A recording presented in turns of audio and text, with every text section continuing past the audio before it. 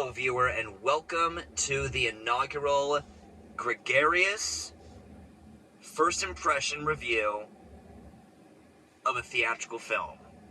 And the very first film I'm doing this series on, in my car, is The Fabelmans. So here we are at the AMC The Grove, and they're already advertising The Fabelmans. So just walked out of the showing for The Fabelmans at AMC The Grove, and boy, do I have some first thoughts to share in the car. Apparently one of the newer AMC cinemas in Los Angeles. I road tripped down here from the San Francisco Bay Area.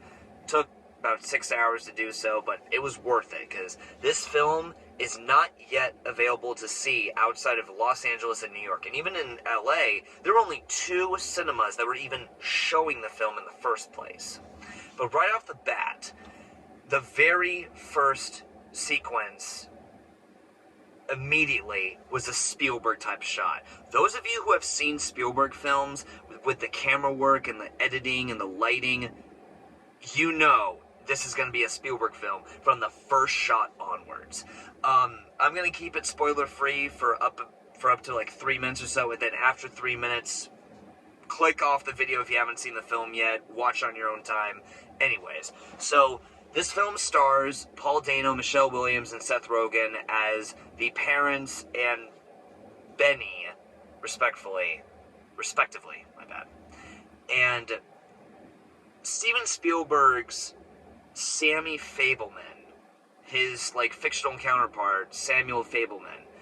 Right off the bat, the film pays a great homage to the Great Train Robbery, and everything I'm talking about right now is shown in the trailers. There were certain segments from 3 different moments of his life. It's kind of similar to Steve Jobs with Michael Fassbender, in which there were 3 distinct moments in his life that really drove home why he wanted to ultimately pursue artistic filmmaking, or filmmaking in general. And each of the sequences in the trailer were rightfully selected to chronicle how he went from New Jersey to Arizona to eventually to California. And with the limited time I have left for spoiler free, I really want to get into spoilers. But anyways, basically, this film captures the wonder and the excitement of what it's like to go to the film.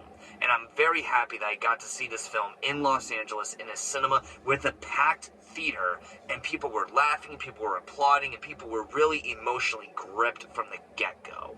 Now, there were certain sequences that I felt it really romanticized his mother and really vilified his father from his perspective, Samuel Fabelman's perspective. But again, to see the extent of that, go watch the film. And now at this point, I am going in the spoiler section in about fucking time. So right off the bat, I love how this film orchestrates the entire inspiration of how Spielberg got into filmmaking.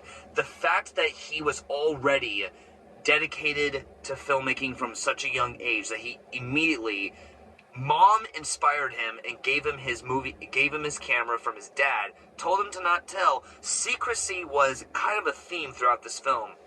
And there was one sequence that really hit home with how it ultimately led to his parents' divorce. Now, during this trip in Arizona, that even involved Uncle Benny, who actually didn't have any relation, and they make it clear in the first act that Benny, portrayed by Seth Rogen, is not related to the Fabelmans. He is a family friend, a really good family friend, and perhaps too good of a friend with Mrs. Fabelman.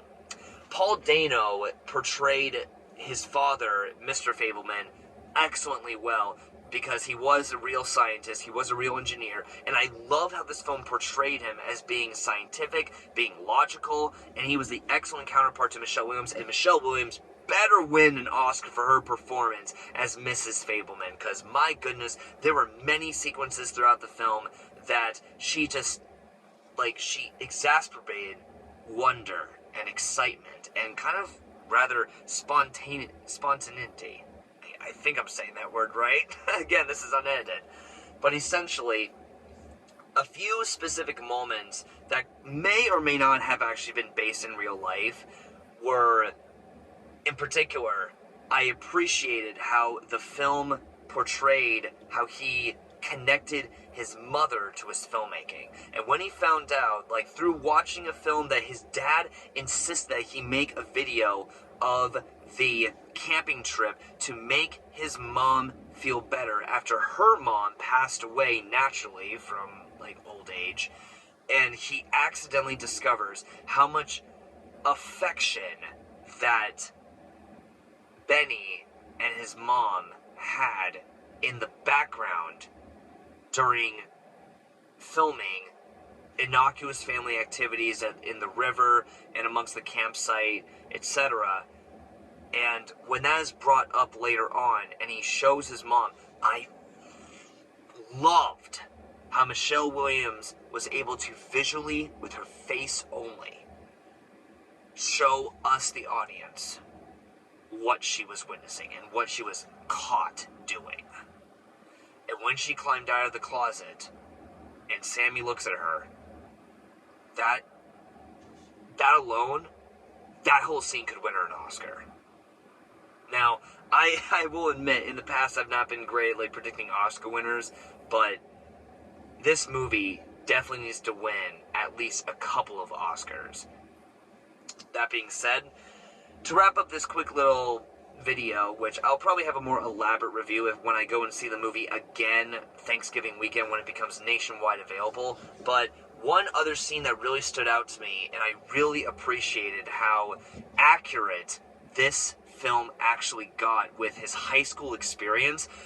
Now, for those of you who don't know, Steven Spielberg went to a high school called Saratoga High School in Saratoga, California, that was in Santa Clara County, which Santa Clara County was directly, by name, mentioned in this movie.